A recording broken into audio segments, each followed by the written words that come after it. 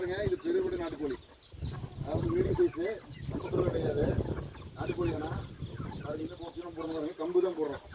கம்பு போட்டு தான் வளர்த்துறோம். கம்பு கடைசி ரேஷன் அரிசி மட்டும் போடுவோம், கம்பு போடுவோம். இது வந்து சாப்பிட பாருங்க, வளருக்கு 1 கிலோ சைஸாக இருக்க வந்து 3.5 மாதம் 4 மாதம் ஆயிருக்கு. இப்போ இதெல்லாம் சின்ன குஞ்சு பாருங்க, இதெல்லாம் வந்து ஒரு 3.5 மாதம் மேலே ஆயிடுச்சு. இதுதான் ஒரு 30 கிலோ வரமாக இருக்குது. ஆனால் இது சாப்பிட பாருங்க, மக்கள் தான் முழுசாக சாப்பிடுவேன். ஆனால் ஜீரணமாக இருந்து கோழி ஒரு மக்கள் சாப்பிட்டீங்கன்னா நம்ம கடிக்க முடியும், நம்ம பள்ளி போயிடுறது. ஆனால் கோழி சாப்பிட்டு ஜீரணமாயிருக்கு.